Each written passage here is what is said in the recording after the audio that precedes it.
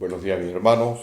Les saludamos con alegría y estamos contentos de estar hoy aquí con ustedes, aunque sea por este medio de video.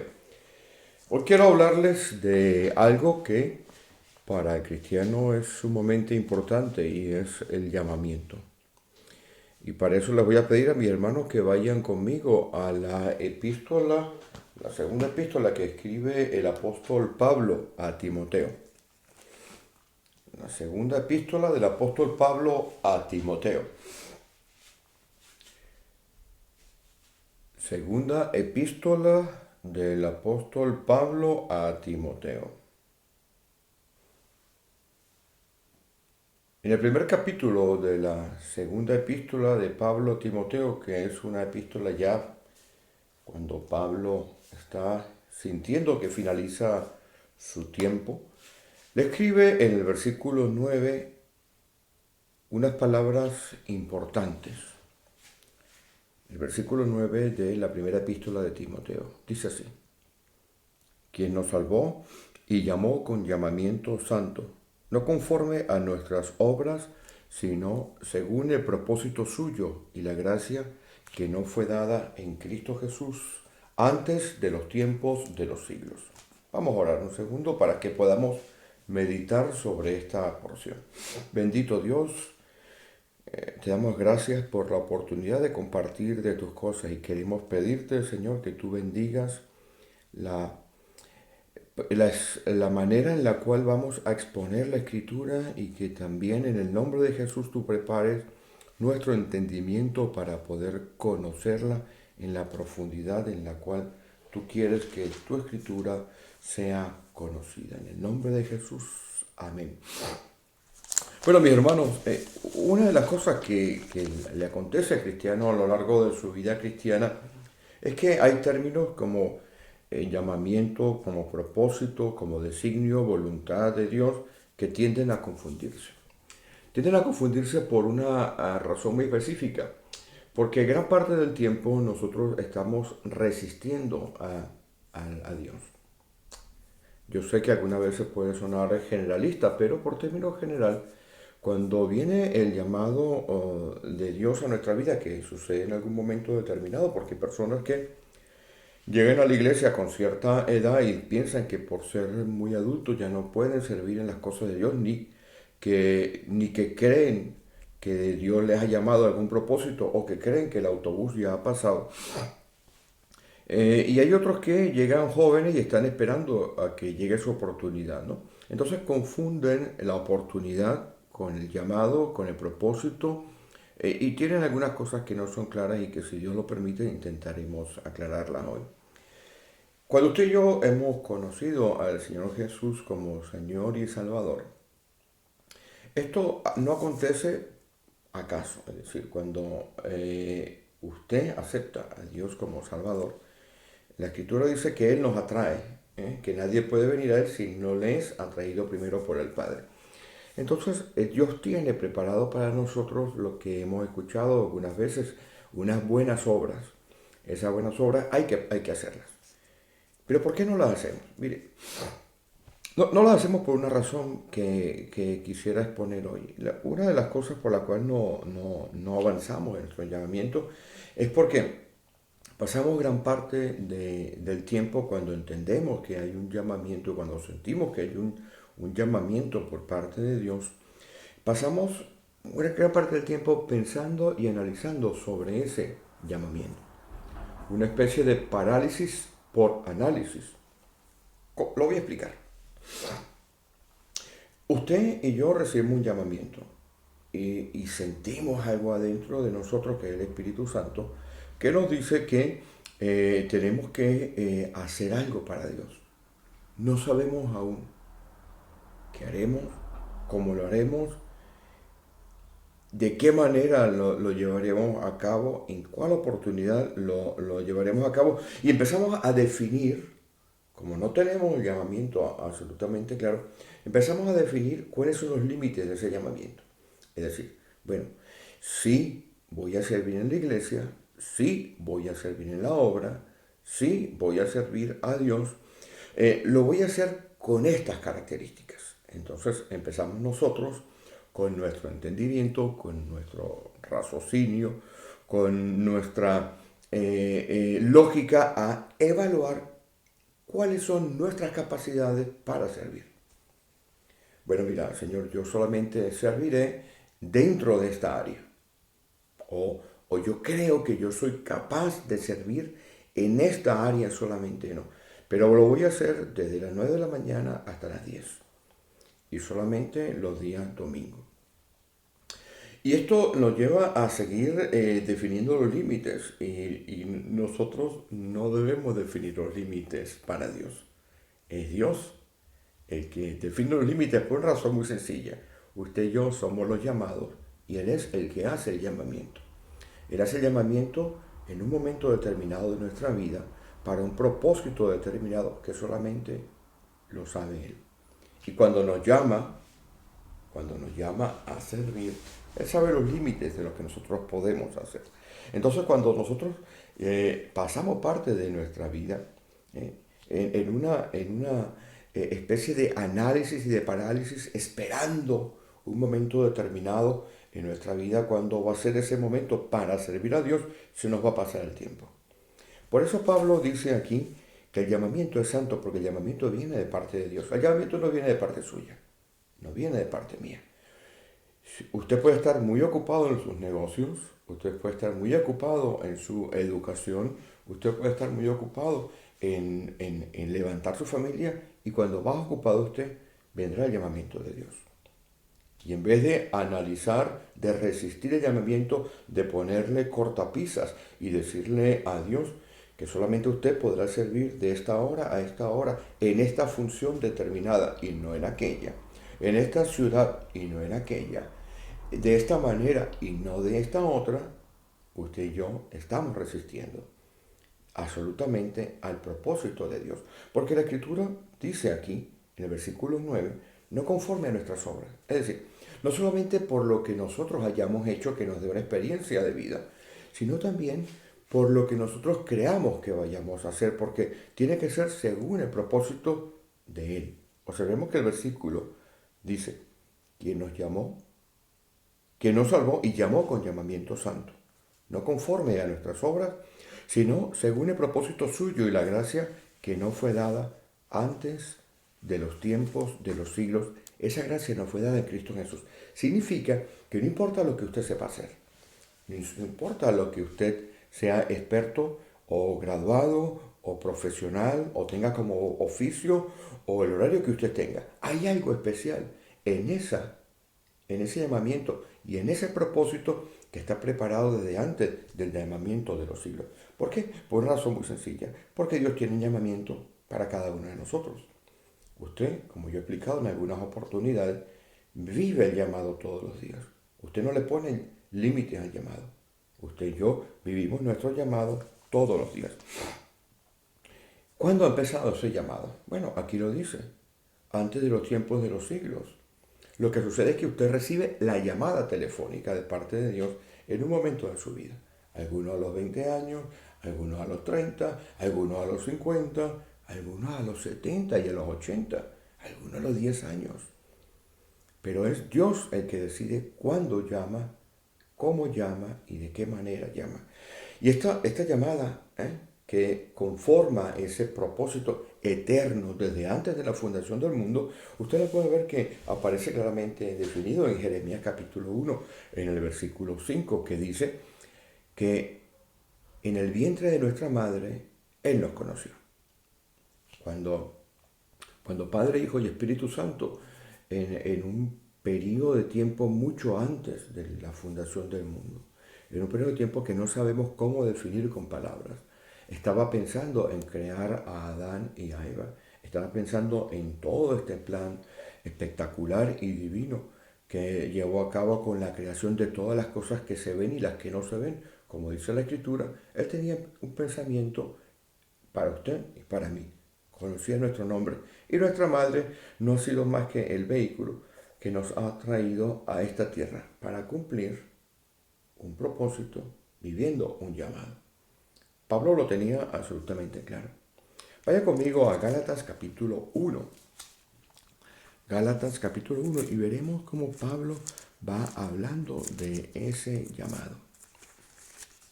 Gálatas capítulo 1. Dios hace el llamado cuando Él quiere, en el momento que Él quiere. Y usted no puede, al igual que yo, ponerle límites a Dios, ponerle condiciones a Dios para vivir ese llamado. Dice así el versículo 15 del capítulo 1. Pero cuando agradó a Dios, que me apartó desde el vientre de mi madre y me llamó por su gracia, revelar a su Hijo a mí, para que yo le predicase entre los gentiles, no consulté enseguida con carne y sangre, ni subí a Jerusalén a los que eran apóstoles antes que yo, sino que fui a Arabia y volví de nuevo a Damasco. Si ustedes recuerdan lo que estamos estudiando Hechos, en el capítulo 9 aparece cuando el Señor llama a Pablo. Y lo llama en un momento de su vida en el cual Pablo estaba, podríamos decir, en el mejor momento de su vida. Pues eso es lo que hace Dios. Pablo entendió que ese propósito que tenía se reveló cuando Pablo tenía alrededor de 30 años de edad, posiblemente un poquito más, porque Pablo está en el ministerio durante 14 años, pero se revela en aquellas fechas cuando Pablo estaba en el tope. Y Pablo cambia. Pablo deja todo por basura, toma todo por pérdida y en vez de resistir al Espíritu de Dios, en vez de decirle, bueno, Señor, mira, primero yo voy a hacer esto y deja que termine de hacer esta cosa, deja que vaya y haga esto otro y cuando yo termine esto, no. De inmediato Pablo responde al Señor, le dice, bueno, ¿qué quieres que yo haga? Bueno, pues precisamente en este versículo 15, Pablo está diciendo, cuando le agradó a Dios,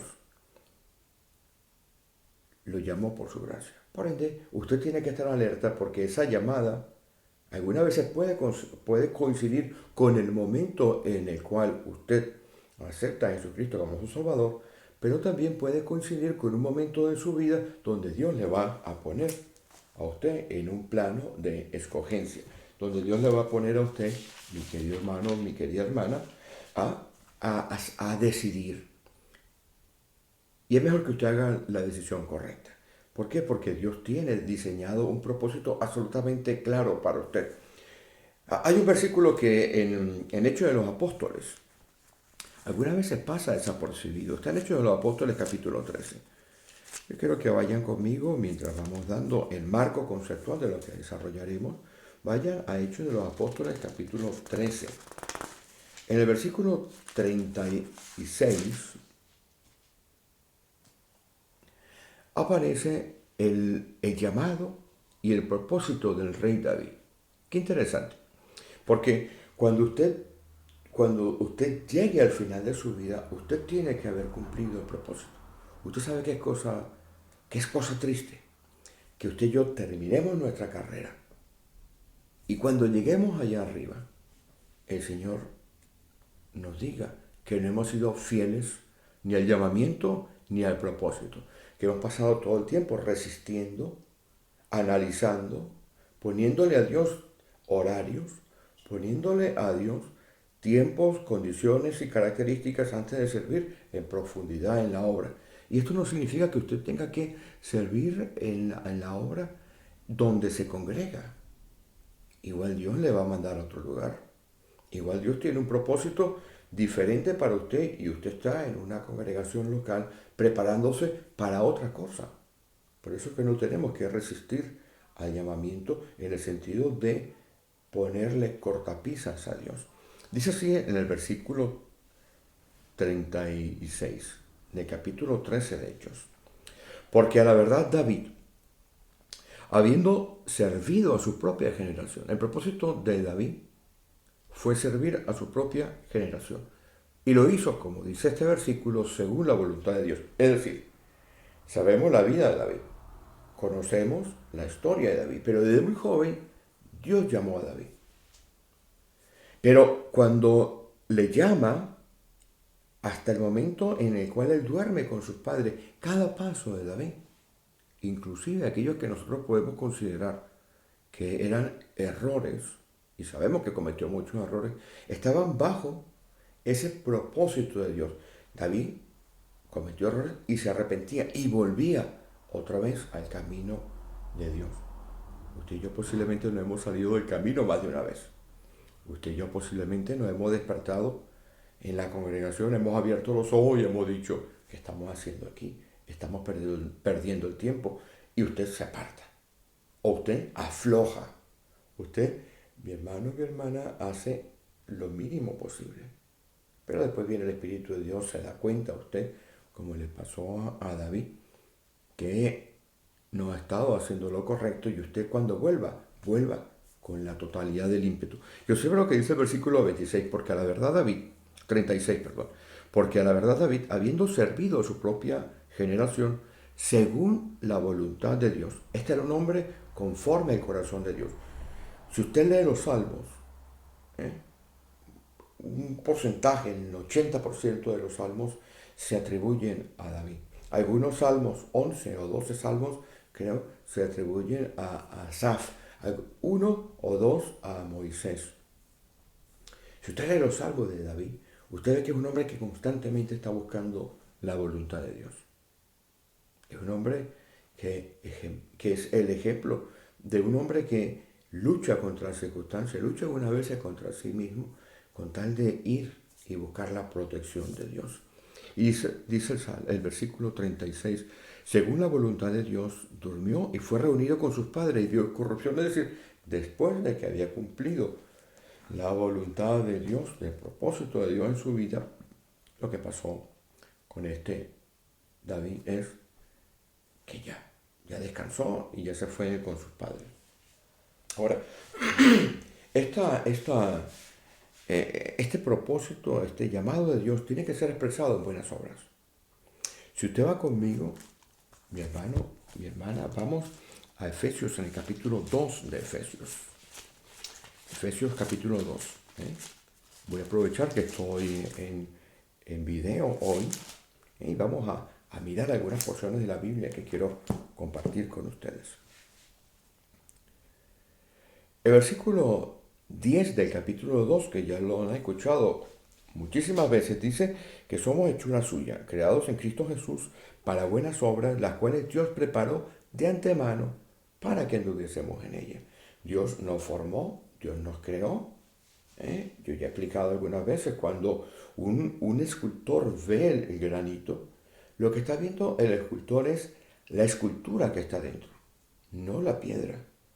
La piedra recubre la escultura, la idea que tiene el escultor de lo que va a hacer. Y empieza el escultor con martillo y con cincel a quitar lo que sobra de la piedra. Eso es lo que hace Dios en nuestra vida, a través de las pruebas, a través de las enseñanzas, a través de las tribulaciones. Dios va quitando aquellas cosas que nos lastran hasta que salimos perfectamente de Dios, perfectamente hechos. Porque dice aquí que somos hechura suya. Esta palabra que aparece aquí es la palabra que se utiliza para esculpir también, para crear una obra. Entonces Dios a través de nuestra vida recibimos al Señor y empieza a prepararnos. Está el llamamiento allí, está el propósito, empieza a prepararnos, empieza con martillo y con cincel a quitar las cosas, el granito, el mármol que está haciendo peso y que no deja que salgamos lo que somos. Y entonces empezamos a caminar en buenas obras. Y caminar en estas buenas obras, ¿no? requiere que usted y yo tengamos claro esto que le voy a explicar. Ya he explicado y recapitulo que el llamado de Dios viene porque sí a nuestra vida, en el momento en que Él quiere. No necesariamente es el mismo momento en que usted recibe a Jesucristo, pero va a venir. Y usted no puede luchar contra ese llamado, no debe luchar contra ese llamado. No debe ponerle límites a Dios, no debe ponerle condiciones a Dios para servir. Y una vez que usted entiende eso, que hay unas buenas obras preparadas para usted y para mí, para andar en ellas, y que Dios ha estado preparándonos para un momento específico, cuando viene el llamado, entonces tenemos que entender cómo nos insertamos nosotros en el llamado de Dios a través de la congregación. Y para esto tenemos que ir a Proverbios, ese libro escrito desde hace muchísimos años Y tengo que hacer algo para poder explicar esto. Voy a hacer algo que dijo, voy a tomar las palabras de alguien que las dijo hace muchísimos años. Un hombre que hará unos 2600 años escribió acerca de condiciones que nosotros tenemos que tener para vivir una vida absolutamente plena. Y mira la sabiduría de Dios hablando aquí en este libro de Proverbios. Vaya por favor conmigo al capítulo 30 de Proverbios. Lo buscaré yo aquí. Capítulo 30 de Proverbios. Capítulo 30 de Proverbios. Aquí lo estoy buscando yo en la escritura también. Bien, aquí dice. El versículo 1 del capítulo 30 nos dice quién escribió estas palabras. Estas palabras no las escribió Salomón, estas palabras las escribió un señor llamado Agur, así como se despiden los vascos, ¿no? Agur. Agur. Este hombre tenía una cosa importante, es que era un hombre sabio. El principio de la sabiduría es el temor de Jehová. Y este hombre, la sabiduría, o la forma en que este hombre instruye la sabiduría, es fijándose en pequeñas cosas. Recordemos que todo es creación de Dios. Y vayamos al versículo 24 para que aprendamos cómo tenemos nosotros que aprovechar el tiempo de Dios y cómo aprendiendo de aquí usted podrá, estoy seguro que al terminar este mensaje, si usted medita en esta palabra, este mensaje va a estar colgado también en el Facebook y en el YouTube. Si usted medita en esta palabra, estoy seguro, mi hermano, mi hermana, que si usted entiende que ha sido llamado por Dios, que está siendo preparado por Dios, que tiene un momento determinado para empezar a entregar todas las cosas y empezar a vivir al 100% para Dios, a través de esta parte que ya es la parte final, donde usted entenderá cómo tiene que vivir ese llamado a plenitud. Usted, mi hermano, mi hermana, podrá vivir una vida plena. Yo estoy seguro de eso. Dice el versículo 24, mira lo que hace Agur. Agur se fija en 4 pequeñas cosas que usted y yo a veces ni nos fijamos en ellas. En 4 pequeñas cosas para demostrar sabiduría y cómo tenemos que vivir nuestro llamado y nuestro propósito. Dice, 4 cosas son de las más pequeñas de la tierra, y las mismas son más sabias que los sabios. Estas 4 pequeñas cosas que Agur, un hombre sabio, observa, dice, y está en la escritura, y si está en la escritura es verdad, que son más sabias que los sabios. La primera que nombra es la hormiga. Y dice de la hormiga lo siguiente, versículo 25, dice, las hormigas, pueblo no fuerte, y en el verano preparan su comida. Mire, hay 3 tipos de personas en las congregaciones, y yo creo que en la vida. Hay un tipo de persona que vive anclada en el pasado. Ese tipo de persona que vive anclada en el pasado siempre está en mi iglesia anterior, o antes era mejor, o es que así no se hacía antes, o vive pensando y anclado en cosas que sucedieron en el pasado, acontecimientos que marcaron su vida en el pasado. Y el pasado le puede a usted, mi hermano y mi hermana, hacer mucho daño. La Escritura dice, dejando atrás todas las cosas, tenemos que extendernos hacia adelante, dice la Escritura. Entonces usted consigue un tipo de persona que vive en el pasado.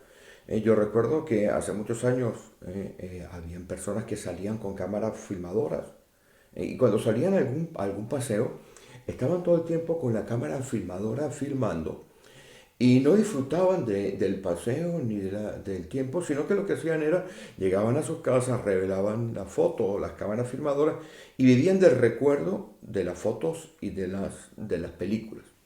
Este es el tipo de personas que cuando usted va a la casa de ellas, le pone usted un montón de películas o saca un montón de álbum. Esas personas viven en el pasado. Viven constantemente en ese tiempo pasado y usted y yo no tenemos que vivir en el pasado solamente. Ya lo voy a explicar.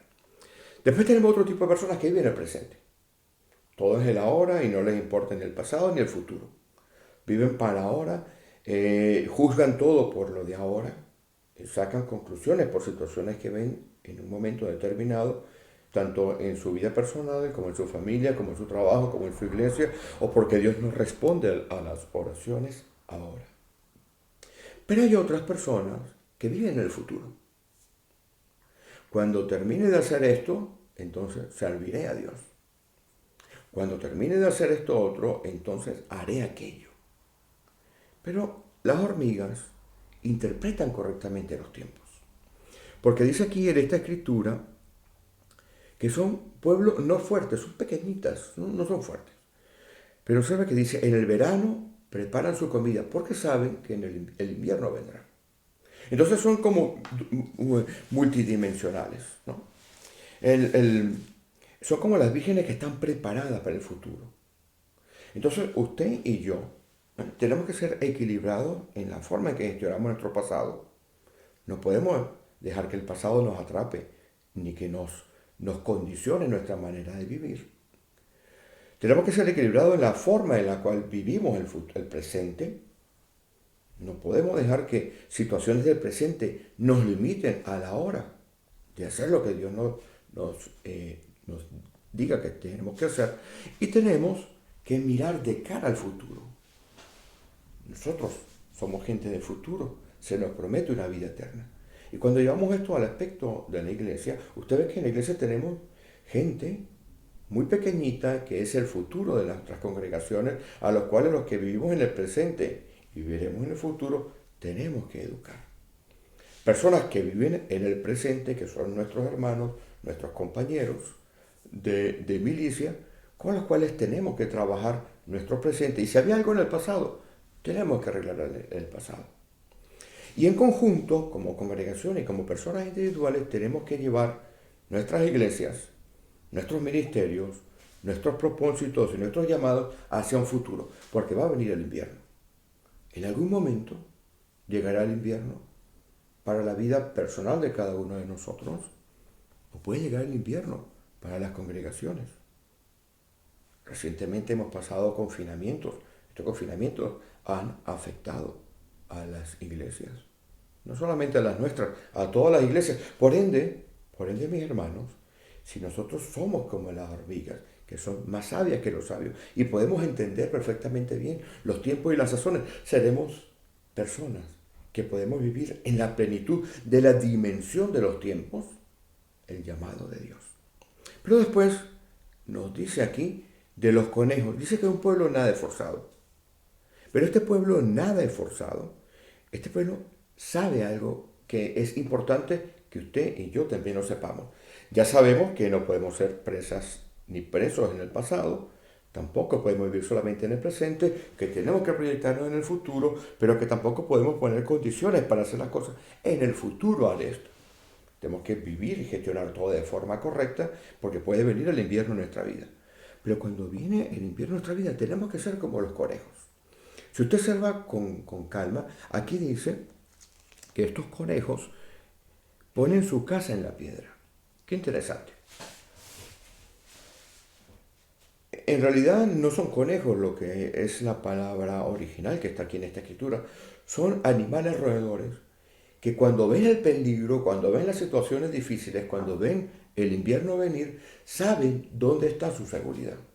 Su seguridad está en la roca. Qué interesante, ¿no? Cuando el invierno llegue a la vida suya, a la vida de sus compañeros de iglesia, cuando llegue a nuestras congregaciones, cualquiera que sea el invierno que pueda venir. Nosotros solamente podemos conocer la seguridad en la roca. Y usted sabe quién es la roca. La roca es Cristo. Porque Isaías capítulo 17, versículo 10, nos habla con absoluta claridad quién es esa roca. El Salmo 18 también nos los habla.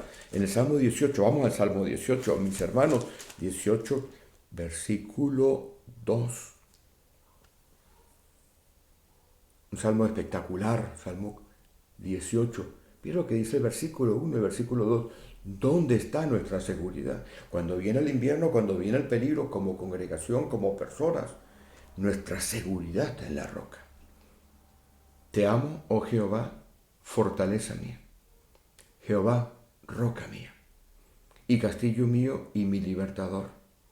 Dios mío, fortaleza mía, en él confiaré, mi escudo y la fuerza de mi salvación, mi alto refugio. Invocaré a Jehová, quien es digno de ser alabado, y seré salvo de mis enemigos. Entonces, este pequeño animal, este roedor, nos enseña algo de una profunda sabiduría. Cuando venga el invierno y las dificultades de su vida, porque van a venir, si no vienen ahora, vendrán después. Y en nuestras congregaciones, nuestra seguridad está en la roca, que es el Señor.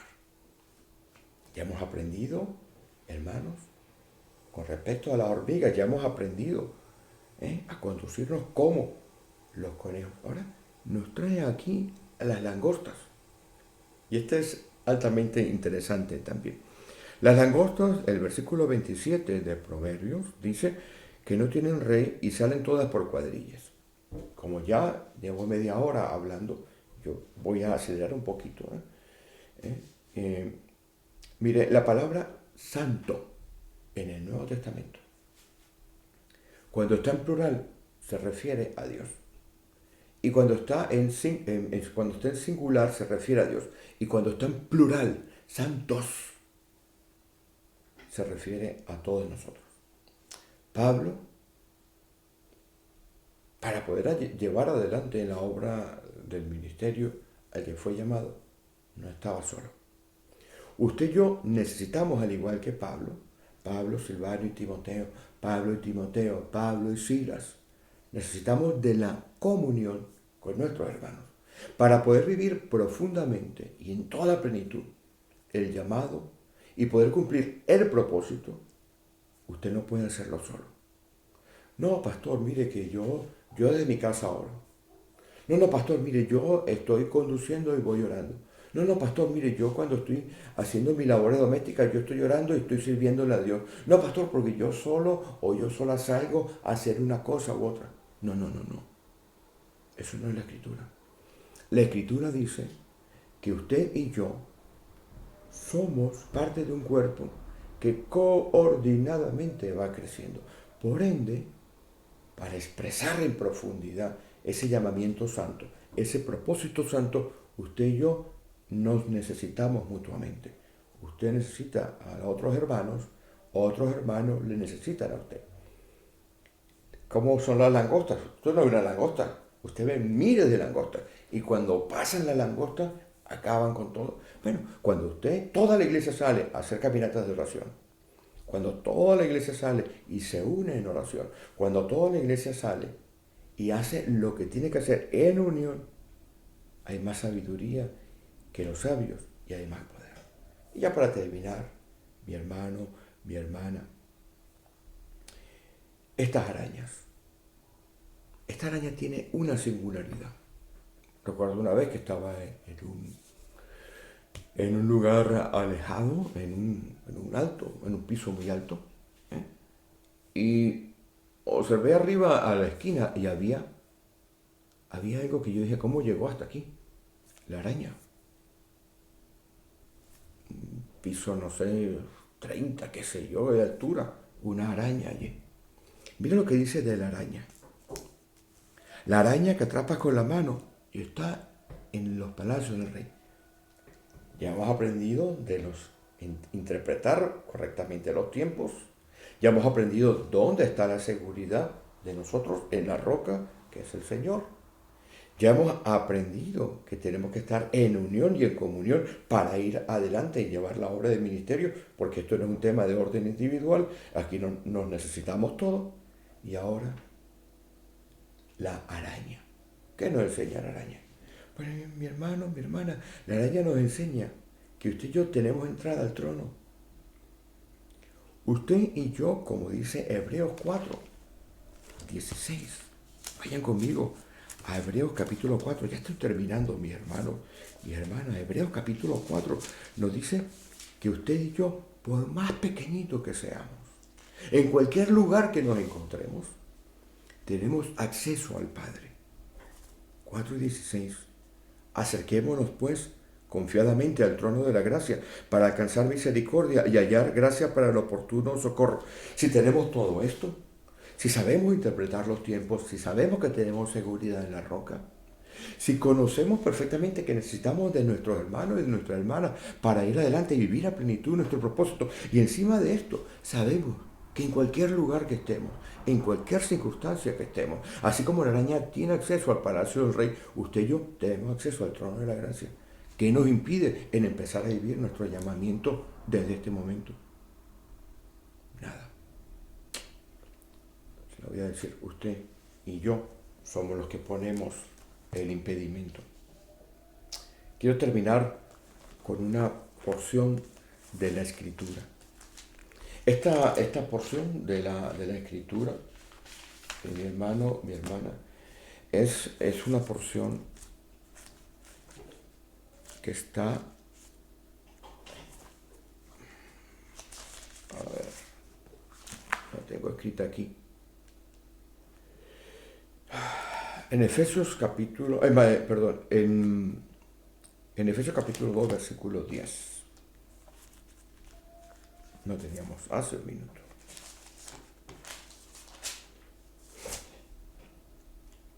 Perdón, Efesios capítulo 5, versículo 15. Efesios capítulo 5, versículo 15. Ahorita miramos con esta. Mediten lo que yo le he comunicado hoy, que creo que viene de parte de Dios. No resista a Dios, no analice, no siga poniéndole cortapisas. Vaya adelante, aproveche el tiempo, porque los días van a ser malos. Aquellas 4 criaturas eran más sabias que los sabios. El versículo 15 del capítulo 5 de Efesios nos dice, mirad pues con diligencia cómo andéis, no como necios, sino como sabios, aprovechando bien el tiempo, porque los días son malos. Hermano, hermana, adelante, adelante. Dios nos ha entregado un propósito, Dios nos ha entregado un llamado, Dios nos da todas las herramientas necesarias para ir adelante y conquistar la tierra que ha colocado por medio de su Santo Espíritu a nuestro alcance. Que el Señor les bendiga.